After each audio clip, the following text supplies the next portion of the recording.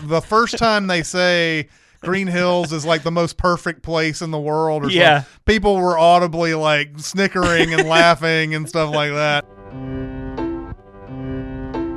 Welcome to SinCast, presented by Cinemasins.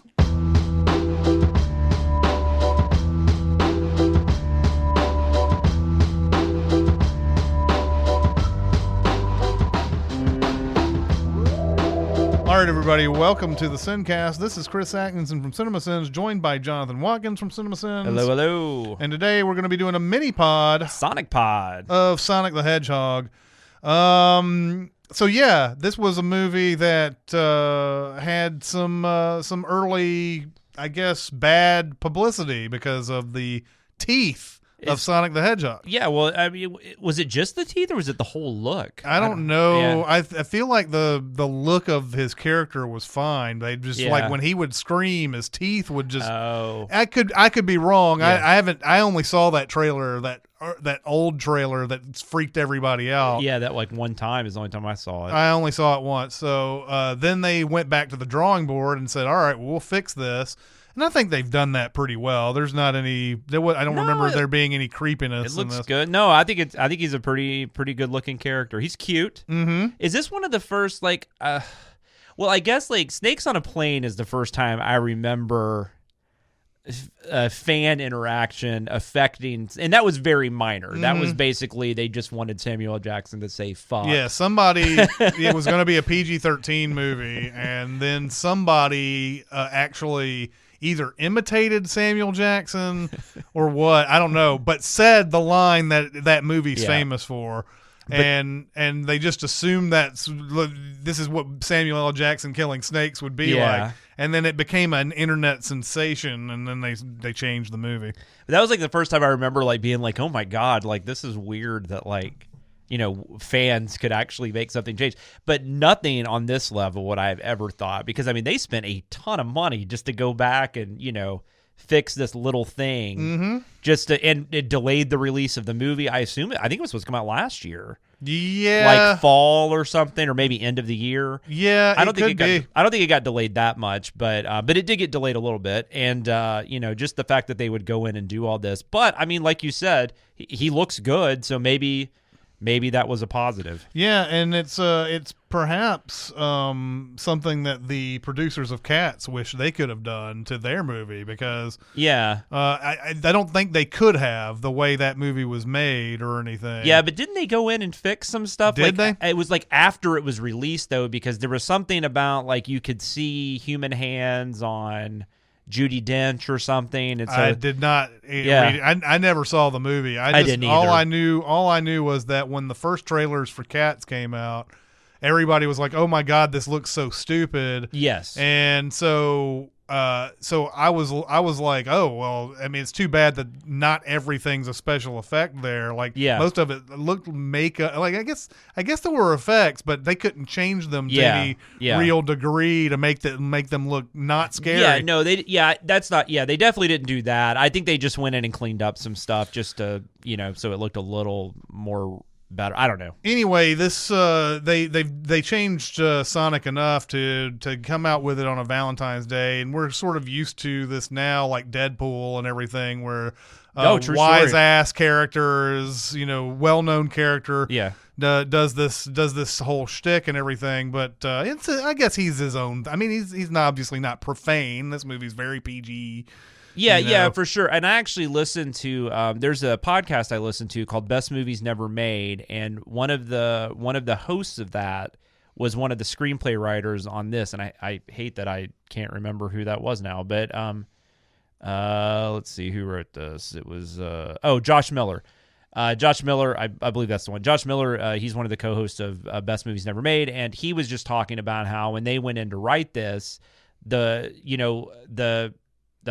company, well, now it's Paramount, I think it was Sony, they basically only had the rights to like early stuff. Like there's a lot of Sonic stuff. There's a cartoon and comic books and there's all kinds of stuff, but they didn't have the rights to all that. So they basically had had the game, and you know, there's not really a story there. So they had to kind of create all this, which I guess would include like the character itself, they had to create some background and things like that, because they said that was the hardest thing about doing it.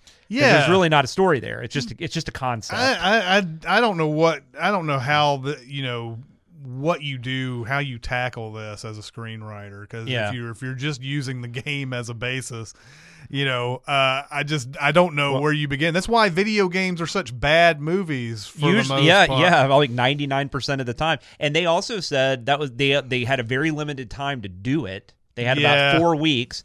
But then they did say the first screenplay, because they were just kind of coming up with stuff and trying to create this world and stuff, the first screenplay was like 150 pages. Like they actually wrote like a 3-hour movie basically, and then they obviously trimmed it back to whatever it is now, like an hour 40. So this has a real throwback feel to it. This movie does.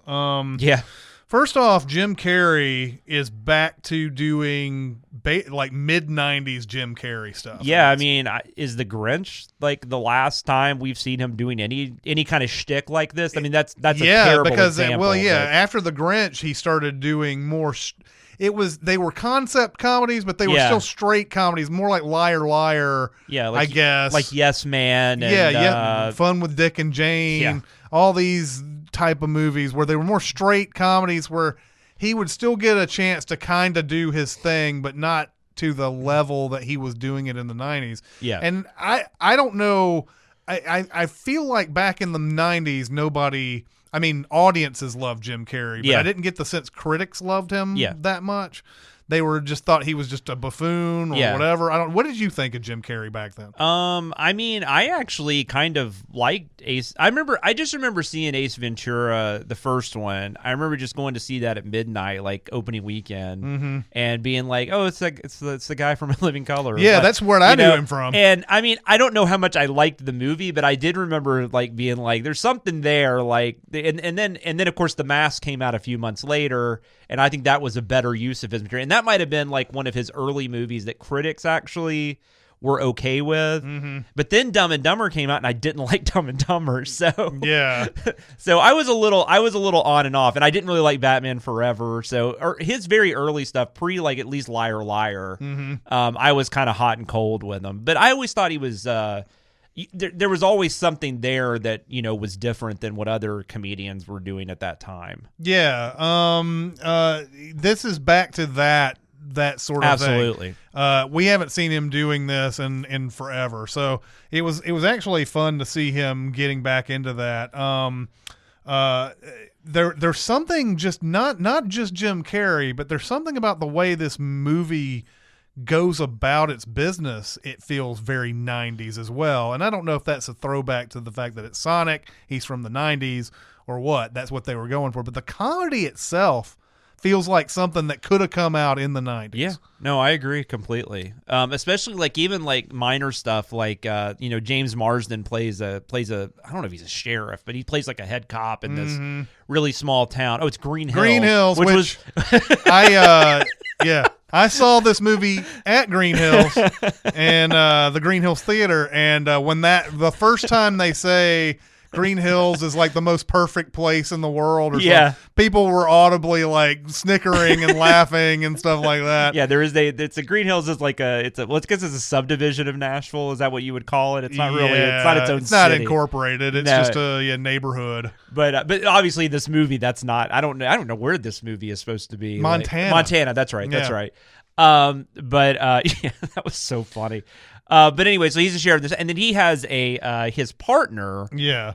Is the what is that guy's name? He's been in a bunch of TV shows. His name is Adam Pally. Adam Pally. Yeah. He was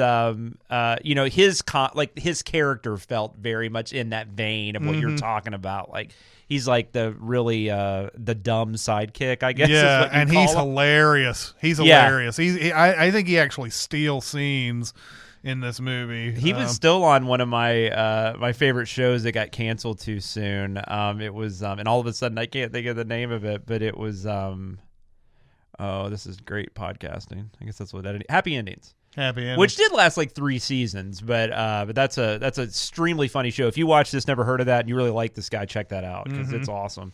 So yeah, there was a genuine throwback nature to it. I thought for the most part this movie's enjoyable. There's some funny jokes in here. It's not always they're not always great, but there are some pretty funny things in this for the most part. I think Ben Schwartz, who is the voice of Sonic in this, who I know best from Parks and Recreation, is Aziz Ansari's buddy. Yeah, that's the only thing I really know. But him he's from. in a ton of stuff. Yeah, he will pop up and stuff. But that's definitely his most prominent role for me. Like, he's so funny in Parks and Recreation. John Raphael, is that his? Yeah. And we'd always sing stuff like, and that's why I'm going. And then Jenny Slater played his sister. Jenny Slater was so good in that. And too. they look alike. Like, they look quite a bit alike. They were. Oh, that show's great. Yeah, I thought Ben Schwartz does a great job because I didn't know it was him until I went and looked at the.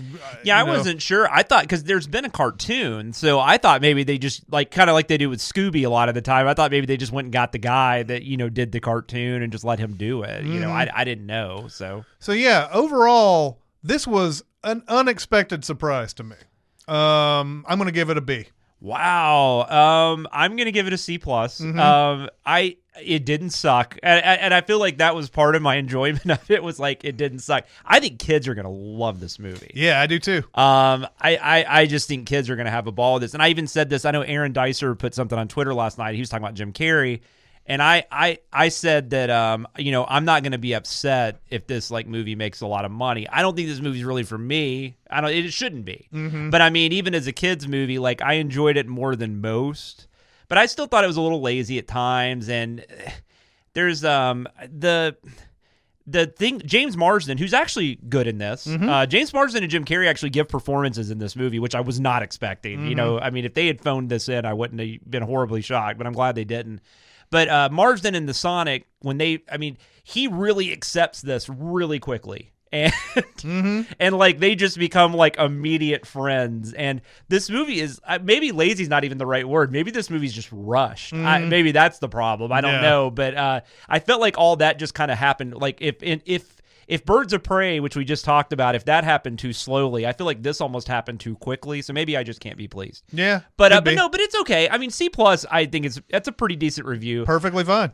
But if you've got kids, absolutely take them to see this. There's no reason not to. There's nothing else really out right now, and it's fun. I mean, it's a perfectly fun time at the movies. Yeah, I there wasn't anything that pissed me off in this movie really at all.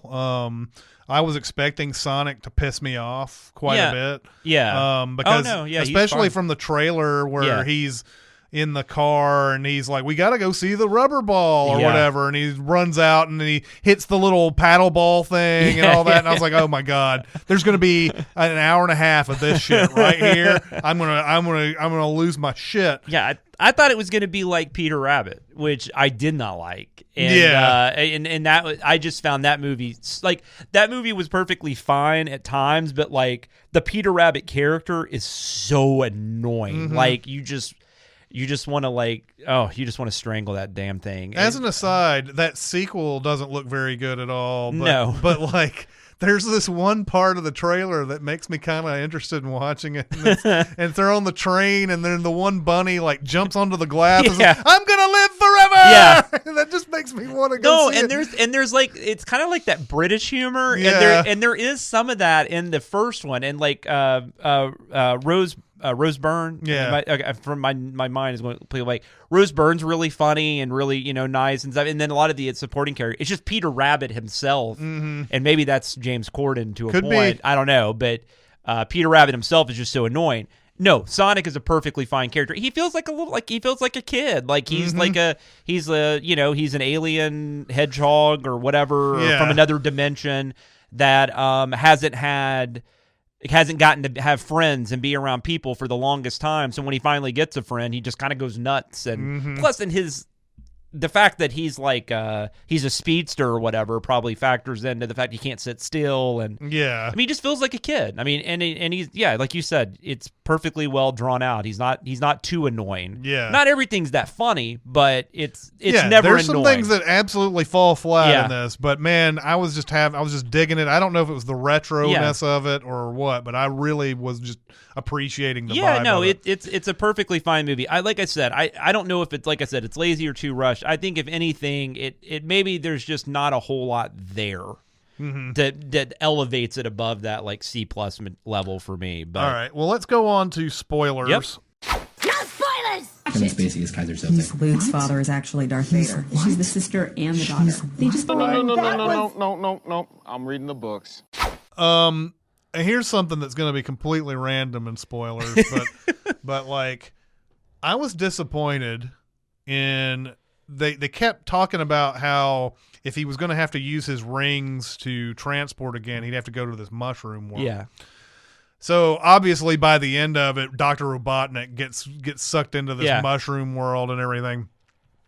And it could be they may have never had this idea, or they could not have gotten the licensing for it. But I kept thinking that was going to be Mario's world Oh. because of the mushrooms.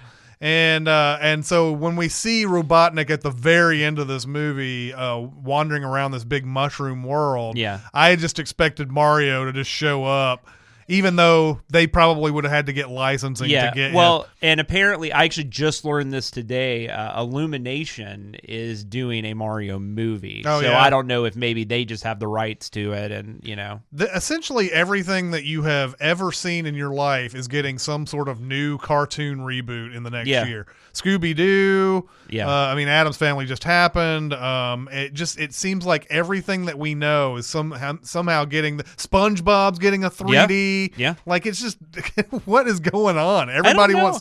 I don't know that I hate it either. I mean, that Scooby movie might be terrible, but I'm a big Scooby-Doo fan, so I don't know. I don't like the origin aspect to it, but I'm interested.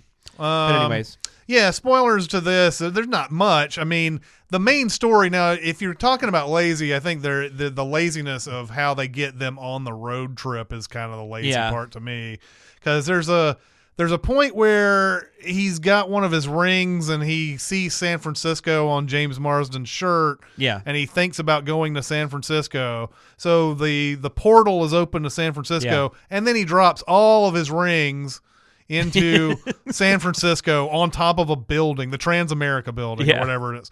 And so like, is that what it is? Transamerica? I think so, yeah. And so like, so that's what sets them off on this road trip to San Francisco. And you're right.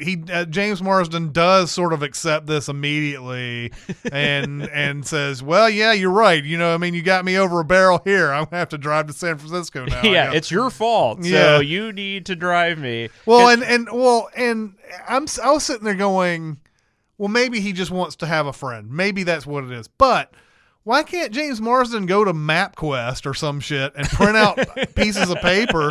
Like, you just follow this. You understand English. Yeah. So just here's how you get to San Francisco. Well, and they also could have said that, like, Marsden could have also because he gets like wanted for treason. Like, he's like on the most wanted list. Like, that could have been used to, well, I got to go clear my name, so I better help you. Right. There are better ways they could have come up with this for sure. I agree. And that treason thing gets swept under the rug. Right under the rug.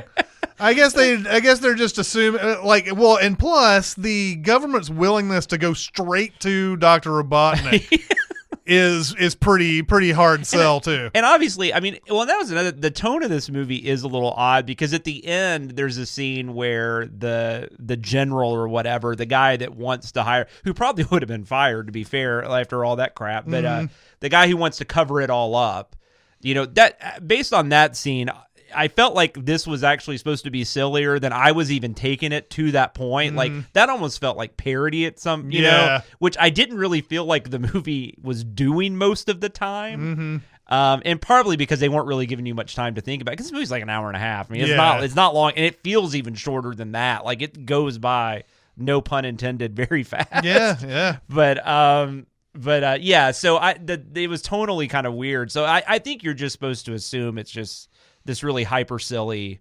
universe that we're in. But I don't know that we really could know that till towards the end of the movie. Yeah, I wasn't expecting some certain jokes that were in here and everything. It does have a kind of a tonal shift throughout, especially you have Jim Carrey doing his Jim Carrey stuff, and then you have just dumb characters saying their dumb things. And then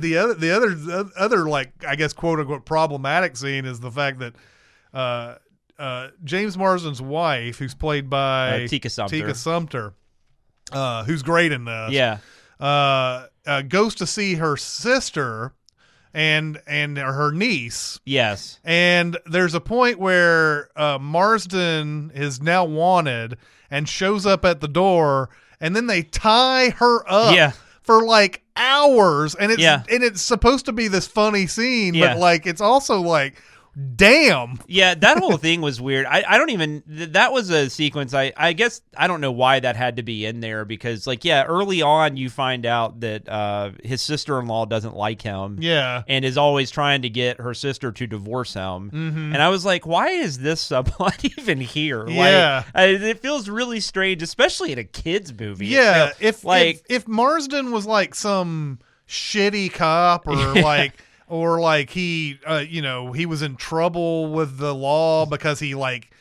stole drugs or something, and then he was trying to work his way back, and like the main thing for him is he's trying to become the San Francisco police officer. Yeah, but he's a great guy. Like, I mean, there's nothing. He's like a perfect dude. Yeah, like, absolutely perfect dude. And she's like, you better divorce that dumbass. You know what? And then they tie her up. But and then at the end, the way they resolve that, they think back, oh, what, we forgot about your sister. And she's like, oh, yeah, we can never go back there. It's like, so you're just going to leave her tied up? Yeah. Meanwhile, the little girl doesn't care either. No, and she's like, put my Fitbit on. I can get some steps. It was so weird. I know. And then there are other things in this movie, too, where, like, I understand Sonic feeling alone and wanting to be in a baseball game and all that, but like after this baseball game is over, he goes out to this empty field, and he plays with himself, like all the positions.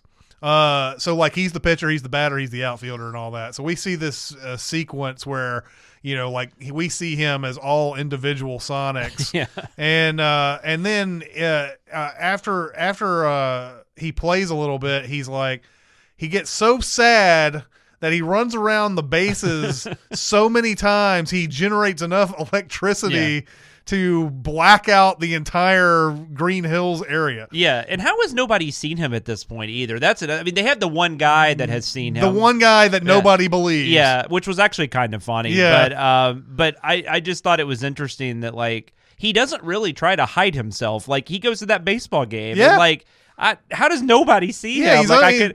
He's under the bleachers. He's like, but he's bright blue. Yeah, he puts his head up, and everybody could see him. Yeah, there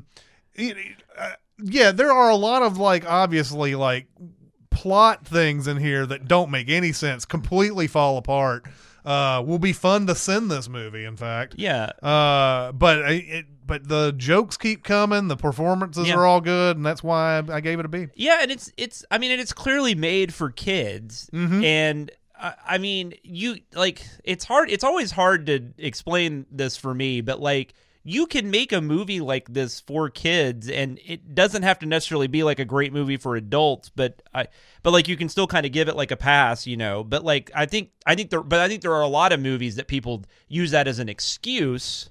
Yeah. Like maybe Peter Rabbit or like Boss Baby. Yeah. Where it's just so annoying and it's just so over the top and it's irritating to watch. Mm-hmm. This isn't. Like, this is a perfectly pleasant experience. As an adult, like, I'm not getting really anything out of it, but like I'm enjoying myself. I'm going to definitely, I couldn't take my daughter last night because she was doing something. I'm going to take my daughter to see it probably this weekend. So I'll be seeing it a second time.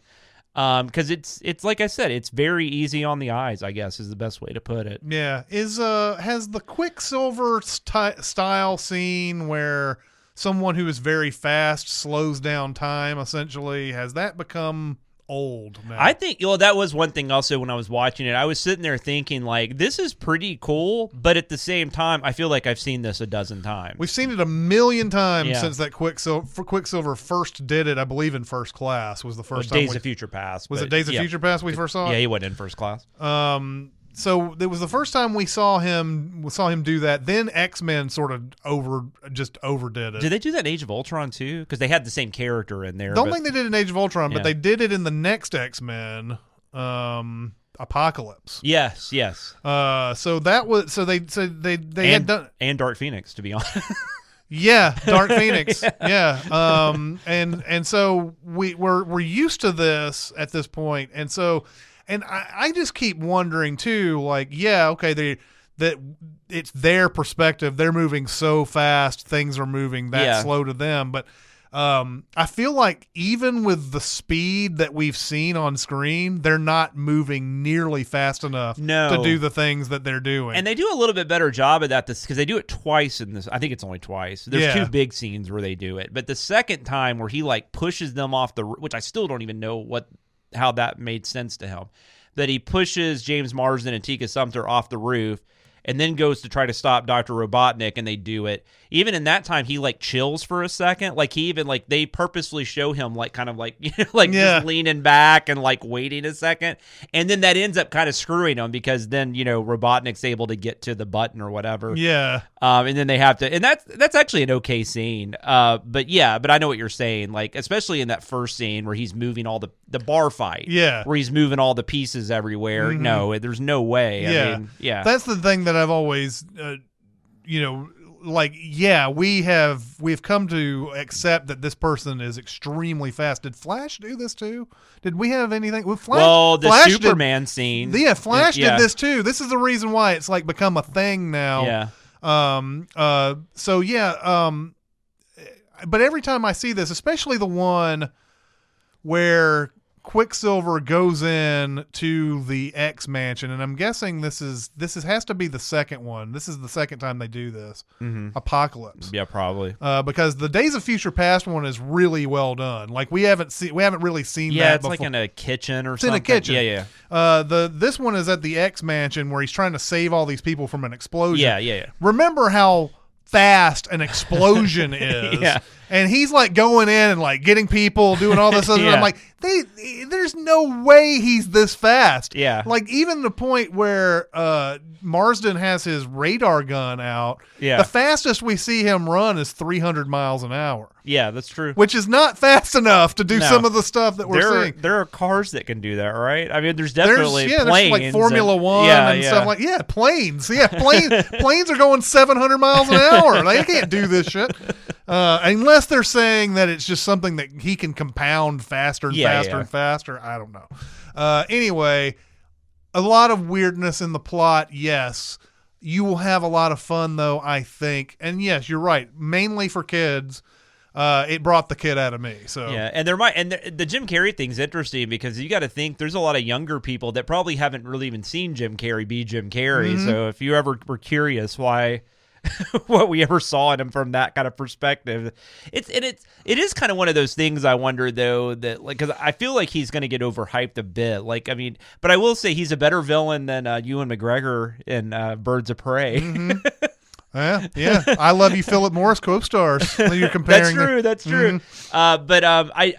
He's really fun. It's a welcome return to because it's not like he's ever been gone. Like he's given really good performances in the last like 15 years or whatever. He just hasn't done this type of performance in a while. Actually, Kick-Ass 2.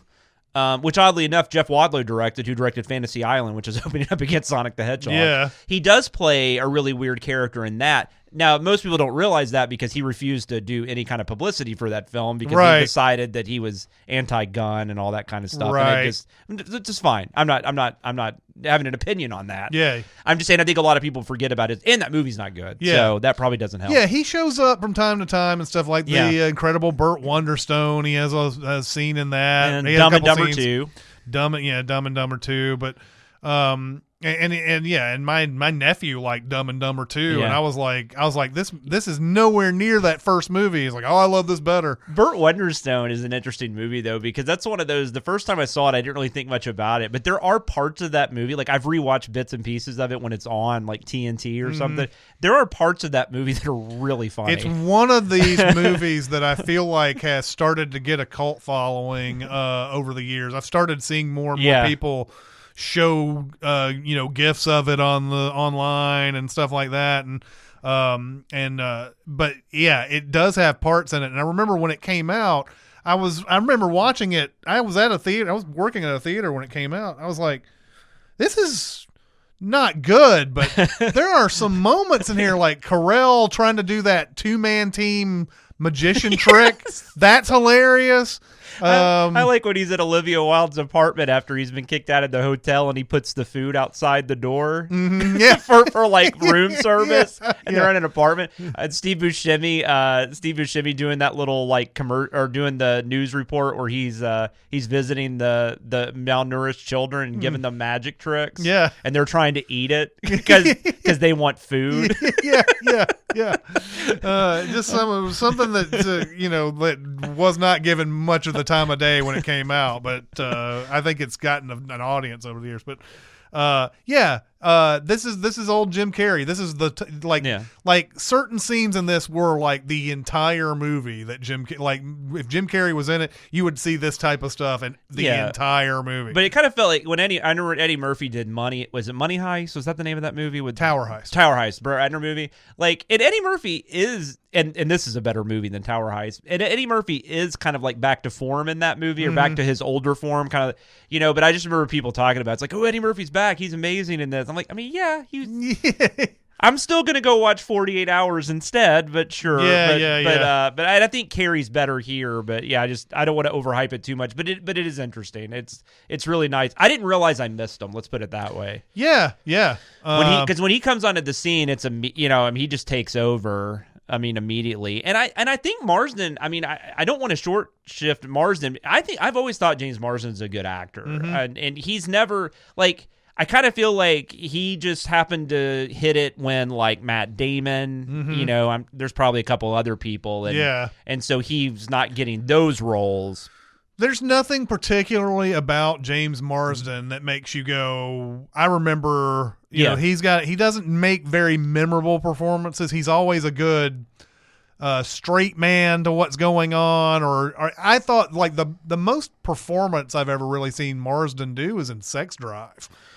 That's a good one. Enchanted. I think Enchanted. He's kind of doing something fun there. And I don't feel bad for the guy. That guy's had a hell of a career. I mean, he's done a ton of movies. And I don't. And like, if he just somehow randomly came across this podcast, that makes it sound like I hate James Marsden that he hasn't come up with like anything. But he's perfectly good at what he does. Yeah, but I feel like I feel like Matt Damon seems to be just the most likely parallel for me for some reason. I feel like if he had done I think James Marsden could do Matt Damon roles. I think he could be in something like Bourne Identity, and we just would have been fine with that. Kind of like, if Tom Selleck had done Raiders of the Lost Ark, I'm sure we'd be talking about Tom Selleck as Indiana Jones, and we wouldn't think twice about it. I wish we could go back in time and make Raiders of the Lost Ark with Tom Selleck. I want to see some of these alternate versions. I do too. Like, oh my God, that Sammy Davis Beetlejuice. I want to see that so bad. I know.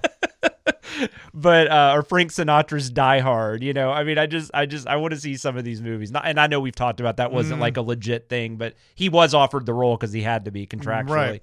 But yeah, for sure. No, James. But I just, like I said, James Marsden. I mean, I think it is a bit of a, because it's not like it's a perfectly fine written role. But I just want to, I think people don't think about the fact that he doesn't just phone this in. Like Jason Lee in the Alvin and the Chipmunks movies, maybe something like that, is pretty interesting. And he's taking this seriously, and he's actually giving it. And him and Tika Sumpter, I mean, she's kind of regulated to kind of the sideline a little bit, but they have chemistry. They have genuine chemistry together, and they're really fun to watch together. And they bring her in at the end to help him out and stuff, which was awesome. And I love Tika Sumpter. She's currently on Mixed-ish, which is a better show than it probably has any right to be. She's has to play Zach Morris from Saved by the Bell's wife. So that must be a hard role. That's tough. But I think you touched on something that I think few actors understand about things like this. You said, talking about Jason Lee phoning it in, and I haven't seen Alvin and the Chipmunks in a long. I've seen the first one, and maybe even seen the second one, but I don't remember much about him in that. It goes a long way. Like a lot of times, I think actors are like, "Well, this is a piece of shit, so I'll be a piece of shit too, or I won't care, or whatever," and they forget that sometimes you can elevate the material and make it something worth watching and everything. Yeah. And that's what Marsden does by taking it seriously, quote unquote. Yeah. I mean, he knows exactly what movie he's in, and he plays it perfectly to that. He doesn't overdo it, and he doesn't just sit there and say his lines. I mean, he actually takes it seriously, and it makes the movie better than it would have had any right to be. As is, I think this is a good origin story for Sonic. And then, when it comes to possibly, if this movie does enough to have sequels, I think Sonic's powers are fun. I think that they could end up doing a lot of cool stuff with that. And if it does become a franchise, and who knows, I don't even know how this movie's going to do, but it could become where the second one is awesome, and then we go back and look at this first one and go, that was a really good start to this. That's very possible. I get the impression that, I mean, I don't know how it's going to do. I don't even know what it's projected to do. I didn't look it up. The audience, I went to a 5 o'clock showing, so. But it was half full. Now, granted, school was let out yesterday, and where I live, because we had really bad flooding and stuff. So there actually were kids at home, so maybe that helped. But there was a lot of laughter. From the get-go, there was a ton of laughter. So my gut tells me this is going to get at least good word of mouth. And I was in a theater for a 10-20 showing that probably had 20, 30 people in it, which is not bad. No, especially not for a kids movie. Yeah, so, I mean, and of course, all of the people in there were obviously either Sonic gamers, or or they just were interested in who knows what reasons. See, that's the thing. I like you were talking about before we started the podcast proper. You were saying you had played the first couple of games. Played the first Sonic. Game. Yeah. I'm sure I've played it. I never owned a Sega, but I'm sure I've played it at least a little bit, but I don't remember anything about it. I don't know. I never watched Sonic Boom. So I'm curious, the people that actually really got into it, what they think. The thing about Sonic for me, I was never a big Sonic fan. I had that first game.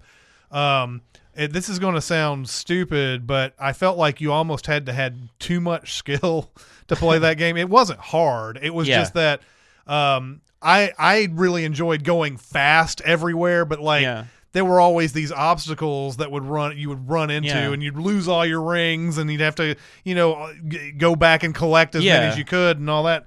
As long as you had rings, you were fine. And do you remember what you were doing? Did the rings open up portals and stuff I don't remember that. Okay. I remember it being basically a platform game like Mario, only you had the ability to go fast. You could turn into that spinning ball thing that we see him do in the movie. Yeah. You could do that and go through all these loops and stuff and go really fast through things, collecting all these rings and everything. And it was, jumping and jumping on top of things, but there were a lot of things with spikes everywhere. Yeah. By the end of it, you would fight Mr. Robotnik. Some form of Mr. Robotnik would be the boss at the end of the level, and then you'd beat that, and then you'd go on to the next one. Same old thing. A lot of secret areas that you'd go in, and all that. And that's my jam, going into secret areas and stuff like that. That was always my thing, but.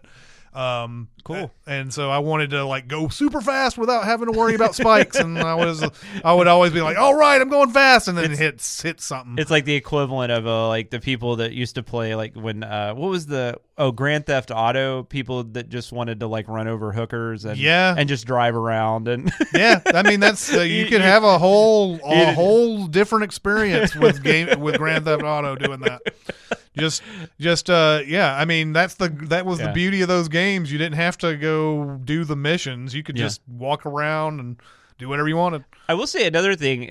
One other thing I did want to mention about this movie, especially if they do sequels, I hope they keep it in that town, because I think I kind of liked the small town aspect to it too, and I like the idea that there's all these like interesting characters within that town, and and I kind of got the feeling at the end like they're all basically going to protect him, and it kind of almost felt like that Spider-Man 2 moment on the subway. Nowhere near as good as that, but it kind of felt like that moment, and I especially loved when, first off, you had the bit where the Adam Pauly guy like actually shoots Robotnik, and is like, "You're not going to mess with my friend," you know, and he's been, just unbelievably idiotic the whole movie, and I think he even says something dumb right after that. But then also you had the guy that had seen him, the blue blur. He called him the blue blur or whatever, or blue terror. I don't remember what he called him. Yeah, I can't remember either. But then he's like, see, I was right, and I'm not a crazy person. Like, you see that he actually exists and is not a figment of my imagination. But I don't know. I always enjoy, especially